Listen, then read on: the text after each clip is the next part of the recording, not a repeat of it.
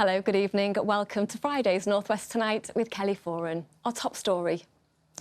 10 years in jail for the lorry driver who was looking at his mobile phone moments before killing a much-loved father. His 10-year-old son without his hero and role model, and his daughter Ella, now 17, without the man who would always be there for her.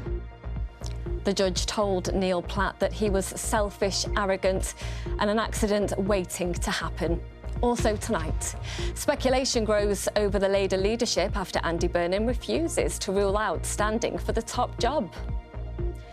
Getting married on the Mersey. The stories from the Queen Mary II's visit to Liverpool.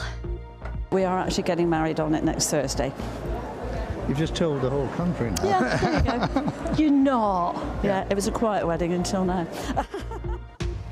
The stay-at-home mum turned sketcher with a huge online following. And some have had rain, but others have seen scenes like this today across the northwest. It has been mild, but we do have a warning in force to cater for heavy rain. I'm going to tell you all about that and the rest of the forecast at the end of the programme.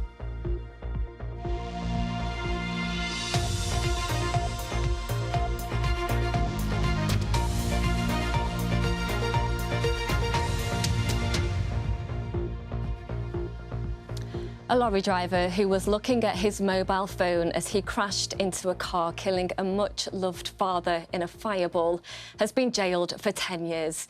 The victim's family told the driver he'd caused them unimaginable pain and they've been left traumatised by their father's death. Our reporter Eunice Muller was at Preston Crown Court as the HGV driver was sentenced. Eunice. Kelly, Neil Platt was described as a multi-ton accident waiting to happen who could have killed someone before he caused the death of Daniel Aitchison last May on the M58 near Skelmersdale. Now, Danny, as he was known by his family, was described as a family man. His partner, Kerry, said he was a loving father to their 2 children. She was on the phone to him when he was in stationary traffic. Police had stopped vehicles because they were investigating an incident further down. When that phone suddenly cut off, she assumed the battery had run out. But in fact, what had happened was an HGV had gone into the back of his car. That burst into flames and he died instantly.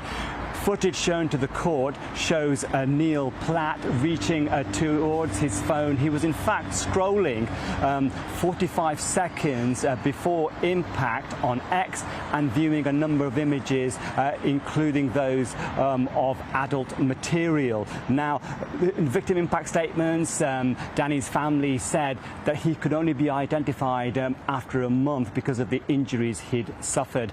This is what his brother said afterwards. All this has left Danny's partner, Kerry, without her soulmate, his mum grieving her eldest son, his 10-year-old son without his hero and role model, and his daughter Ella, now 17, without the man who would always be there for her and was. And Eunice, what did the judge say today as he sentenced Neil Platt? His Honour Ian Unsworth said that Neil Platt had been repeatedly using apps on that 3-hour journey before the accident, including TikTok and YouTube. He was heavily distracted. He could see that from the evidence presented to him. He had willfully and knowingly broken the law, and that's something he knew he was doing. He was selfish and he was arrogant. Now, police issued this warning afterwards. Being distracted by or interacting with a mobile phone when in charge of a vehicle is not and will never be okay. It is dangerous, it's selfish, and it takes lives.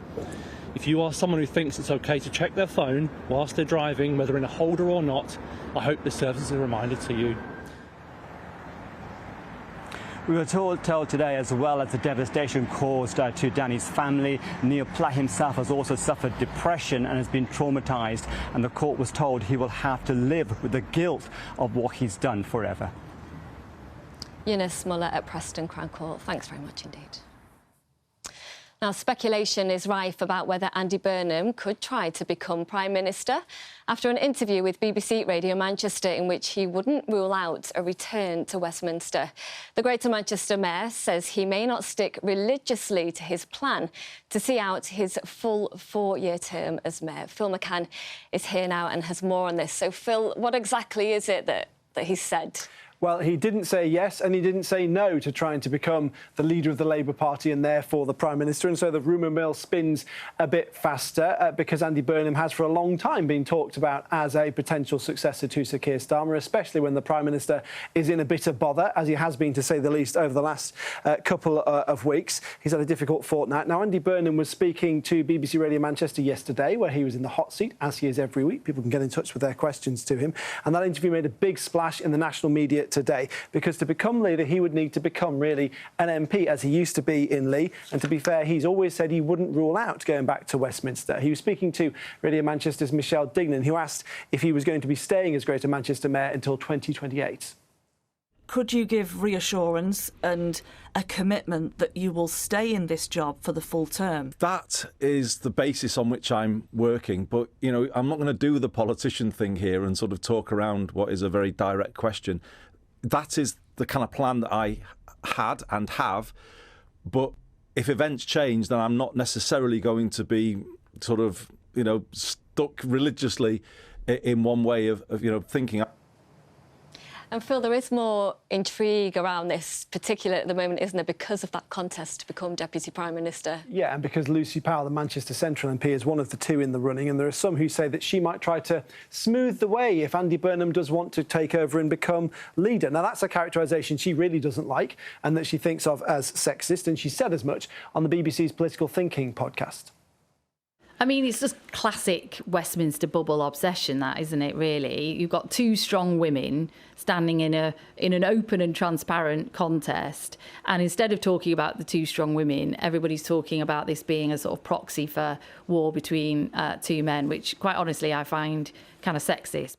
So Lucy Powell there, running to be Deputy Leader of the Labour Party in her own right, not as a spokesperson for Andy Burnham. We won't know who has won that Deputy Leader contest, though, until the end of next month. OK, thank you very much. One for us to keep a very close eye on. Thank you, Phil. Now, a killer who'd been released from prison has been jailed for the rest of his life after breaking into his great-uncle's house and stabbing him to death. Derice Roach inflicted 77 injuries on Fintan McDwyer in Fallowfield in Manchester. This CCTV footage showed the moments before last year's attack. In 2011, Roach was convicted of murdering another man when he was just 16. Trading Standards officers have seized 250 potentially dangerous fake Labubu dolls being sold in Lancashire. They're warning that counterfeit versions of the dolls may pose a serious safety risk to children. The FA is investigating Liverpool goalkeeper Rafaela Bordraife for allegedly using discriminatory language towards a teammate. It's believed to have been an alleged racist remark. Having joined Liverpool Women's in the summer, the 25-year-old is yet to make an appearance. Two cyclists have crossed the finish line in Liverpool today after an epic bike ride all the way from Istanbul. Tim Finucci and Stuart Glenn cycled 3,500 kilometres across 10 countries in 30 days to raise money and awareness for early onset Alzheimer's. It's in memory of their friend John Rowlands from Moreton, who died aged 44. Now, bus passengers faced huge disruption today as around 2,000 drivers began 4 days of strike action across the B network in Greater Manchester. Routes in southern parts of Lancashire were also affected. The Unite Union says employers have failed to address the issue of low pay. Phil Cunliffe reports. 4 days of industrial action got off to a boisterous start outside the bus depot in Ardwick this morning. These drivers work for Metroline Manchester. Its latest pay offer, along with those of Stagecoach Manchester and First Bus Rochdale, has been rejected by workers following the ballot. The money we are getting is not enough to live on. We have been underpaid. There, come on, we need this. We deserve better, actually. We deserve better. It's not enough. It's not good. Not good at all.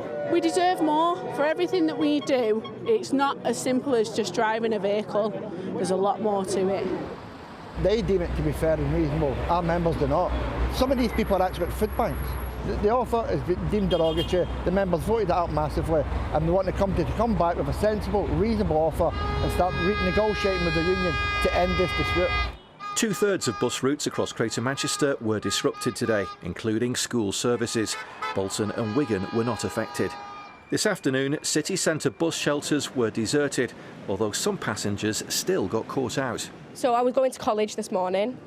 It caused me to be late. There was lots of traffic because everyone was driving. I'm waiting at the bus stop for 10-30 minutes. Check the bus app and it's not coming. So you didn't realise there was a strike? I didn't realise. I thought it was only from Monday onwards. I didn't realise it was the Friday as well.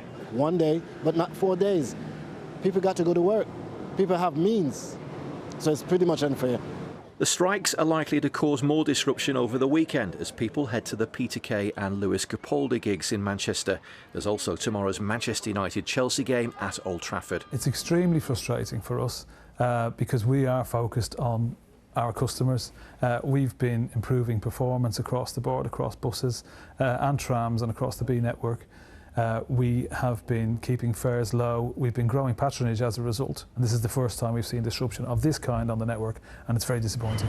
Transport for Greater Manchester is urging anyone heading into Manchester this weekend to take the train or the tram. It comes amidst reports that there's a very high demand too for taxis. In the meantime, this dispute will continue until Monday evening with the threat of further strikes at the end of the month. Phil Cunliffe, BBC North West Tonight, Ardwick in Manchester. OK, let's have a look at some of the other stories that people are reading about from across the North West. And Wirral Council has promised to not make any more cuts to libraries. Labour leader Paula Basnett says all parties agree that closing any more of them would be wrong. Good news for the Take That fans amongst us. They've announced that they're going back on the road. Their Circus Live tour will include 2 dates at the Etihad Stadium next year. And the World Fireworks Championships in Blackpool are now going to be held a week today. The free event was postponed last weekend because of that thundery weather. You can find out more of these stories on bbc.co.uk/local online or, of course, on the BBC News app.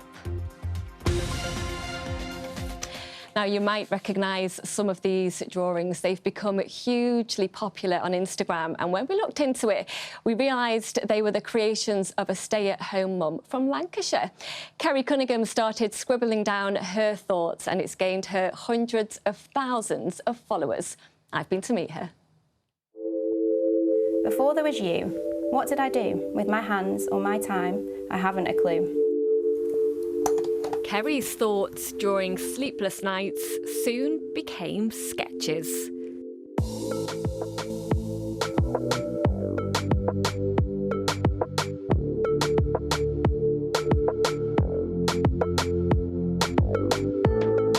The way that I deal with emotions and even things that are happening around the world or in my family is to draw and write about them. Her online posts have been shared by millions. This one, even though it's so simple, is one of my viral sketches. So I share it quite often, but every time I do it just kind of flies really, which is lovely because I think people just want to tell each other, you know, that their world is a bit better because they exist. But you're okay and you will find a way. Just give it your heart and your soul. It's clear to see there's so much love and joy there, but there's also the reality of the tough times that people might have. I think it's really important to talk about both of those things, especially if you have a following. I would hate to ever come across as having it all together because that makes us feel a bit rubbish, doesn't it? When somebody looks like they know exactly what they're doing, we kind of question ourselves, and I actually don't know anything that I'm doing in any context. Inspired by motherhood and all it brings, Kerry also reflects news events. Obviously there was the Southport attack last summer, which was like devastating to this community. I think it was so nice to create something that sent a message of kindness at that time. These sketches raised thousands of pounds for charity. This office is her sanctuary, and she's made something that, well, we might say, is a bit special. So you've got the Lancashire Rose, we've got a lovely sunflower field near us in Bretherton, the Liver Bird, the Southport Flower Show, Wallace and Gromit, obviously, local celebs, Preston North End, BBC, the Manchester Bee and bucket hats for the Oasis Fever this summer. It's got it all, it's amazing. Thank you. I'll take this to the office and we'll make sure we show everybody. We'll hang it with pride. Okay. I'll make sure it's in safe hands. Kelly Foran, BBC North West Tonight. And I have been looking after it. It's in safe hands. Everyone loved it. Thank you so much. And the Liver Bird is on there where we're heading to next, because if you've walked along the River Mersey today, you may well have spotted the world-famous Cunard liner, the Queen Mary 2. But as you can see, it is pretty hard to miss. Later tonight, there'll be a firework display to mark the company's 185th anniversary as the ship leaves Liverpool. Anna Jameson has spent the day there. It's simply breathtaking. The world's only ocean liner returning to Liverpool. It is the flagship of Cunard. It may not be the most contemporary, the most modern and most adapted, but it is luxurious. The visit pays tribute to the Britannia's departure from Liverpool in 1840, the Cunard's first transatlantic crossing. The new Mauretania prepares to sail from Merseyside for New York. Here's archive of a fashion show aboard one of the vessels from 100 years ago. We're from the central part of the United States. You're passengers on the Queen Mary 2? Yes. What's it like? It's very nice ship. The history is amazing. Yes. You know, we realize that, you know, we're babies. Built as the company's headquarters, the Grade 2 Cunard building rarely opens to the public. But this weekend, there's a makers market, and passengers Greg and Angela have a pretty big week ahead. But we are actually getting married on it next Thursday. You've just told the whole country now. Yeah, there you go. You're not. Yeah, it was a quiet wedding until now. Plenty of pampering, and the captain will perform the ceremony. We don't need any bridesmaids, but sorry. Oh, you're joking! And for those lucky enough to grab a ticket, there'll be guided tours. This is one of the pre-existing safes that we've got for the ships, built by Cunard. And it's amazing to think that such history and archive is still within the building. It's where the valuables of the mega rich, the first, second and third class passengers and even steerage was stored inside. Is that the original logbook? It's one of the logbooks. They all date back to various years and times. It's extraordinary. I mean, I can't believe that things like this exist. I think that's the joy of this. If you delve down, you're able to come across unique history. Liverpool is awash with it. It's proper layered, it's proper in detail. So by just focusing on a building, in this case Cunard, and just doing some basic tours around the key areas, you're able to see such history. The Queen Mary 2 sets sail to Southampton this evening, where thousands are expected to enjoy the firework display. Anna Jameson, BBC North West Tonight in Liverpool. Just gorgeous, isn't it? Now, we're about to hear from a very, very special Bolton Wanderers fan, and I'm not talking about you, Ian Haslam, on this occasion anyway. First of all, it's another weekend and another derby. Yes, this time it's a Merseyside derby at Anfield tomorrow lunchtime, Kelly. Liverpool go into that match top of the Premier League with 4 wins from 4 and are already most people's tip for the title. Everton are also going well. They're 6th in the table and getting better and better since the return of David Moyes as manager back in January. The moment we walk into the stadium tomorrow or when we arrive with the bus, those are the moments you truly feel what it means to the fans. But we don't even need that moment to understand how important this game is. This has always been an incredibly difficult game for me personally, because we've always come up against a really good Liverpool teams, whatever it's been. But we've always been competitive. It will not change. We'll always do everything we can to try and get a victory. Elsewhere this weekend, Burnley are at home to Nottingham Forest. Meanwhile, Manchester United, who it's been revealed are almost £1.1 billion in debt after their summer spending, host Chelsea. Interestingly, their loaned-out striker Marcus Rashford scored twice for Barcelona in the Champions League last night. Meanwhile, Manchester United women are into the main Champions League draw for the first time after they beat Brann 3-0 last night, 3-1 on aggregate. Everton and Manchester City are both in Women's Super League action tonight. There's a full programme of EFL fixtures over the weekend, with tomorrow lunchtime's derby between Bolton Wanderers and Wigan Athletic, surely among the highlights. And for lifelong Wanderers fan Derek Lee, it will be a particularly special day.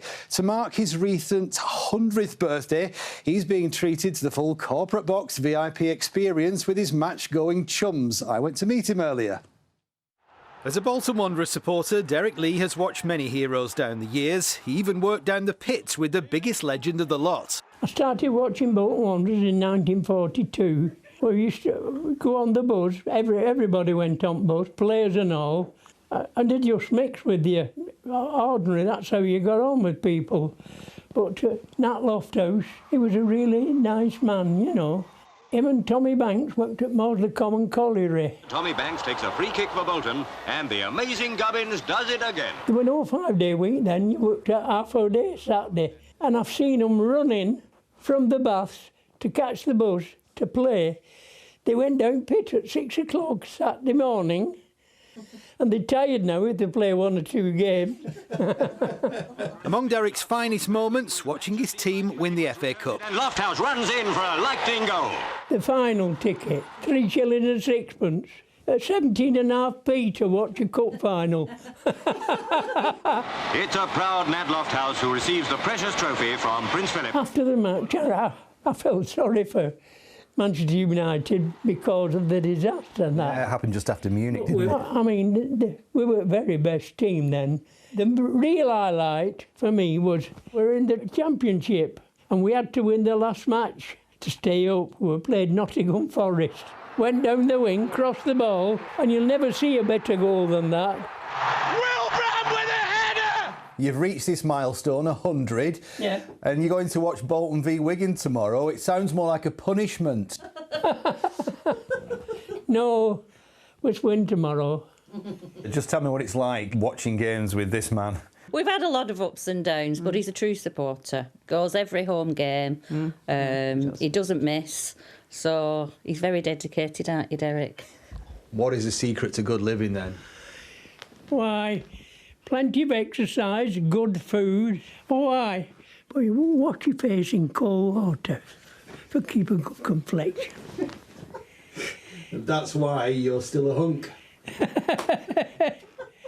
Well, I don't know you about do after 100. I do the cold water thing too, that's why I also am a hunk. Stop laughing. Atherton's Olympic champion Keely Hodgkinson, that's Katarina Johnson-Thompson, is into the final of the 800 metres at the World Athletics Championships. She cruised through the semi-finals in Tokyo earlier and will now be favourite for the gold medal on Sunday, one would expect. Meanwhile, Liverpool's world champion Katarina Johnson-Thompson there is third in the heptathlon after 4 events, showing her considerable high jump talents there.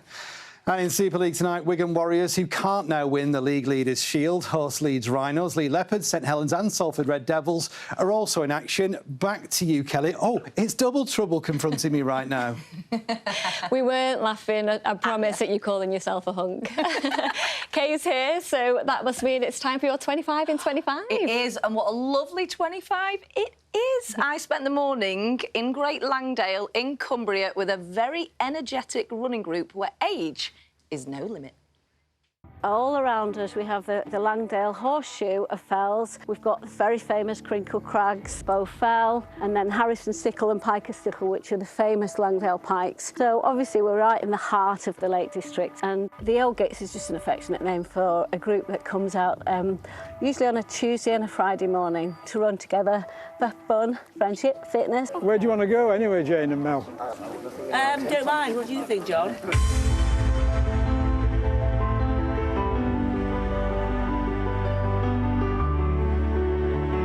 We have people who run competitively, but this group, the Old Gates, you know, we are such good friends and we get such a lot from being together, exercising together.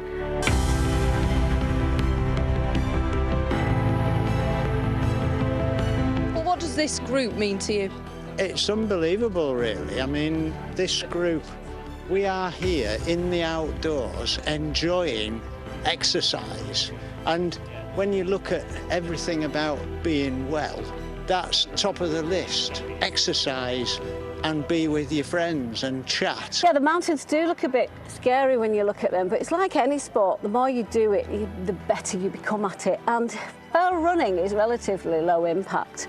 The word running puts people off, but most of us walk the climbs. I mean, I'm a retired PE teacher, and I've spent my whole life trying to encourage adolescent girls to do sport, and now to take part with people my age is just wonderful, because we're proving to the world that you can keep fit and active, whatever your age. I mean, there are inspirational people in this group in their 70s and 80s who are so fit, who've got great physiques, they're really strong heart and lungs.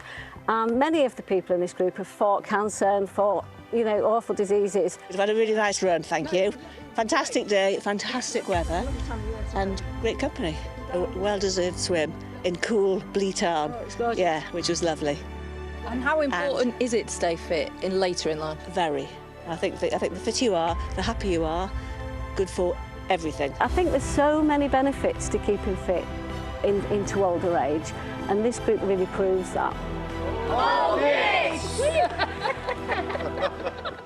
What a lovely bunch, and you'll notice that I did not run, not 1 yard. So big thanks to the old gits. That's their name, not the one I gave them. More 25 in 25s to come. Now then, to the weather. We've got pictures here. Yes, it's some of us have seen some outbreaks of rain. That's how it was in Ambleside and some parts of the Isle of Man and Lancashire as well. But equally, we've seen some lovely spells of sunshine. A real north-south split through the day today. We're still in that mild air mass.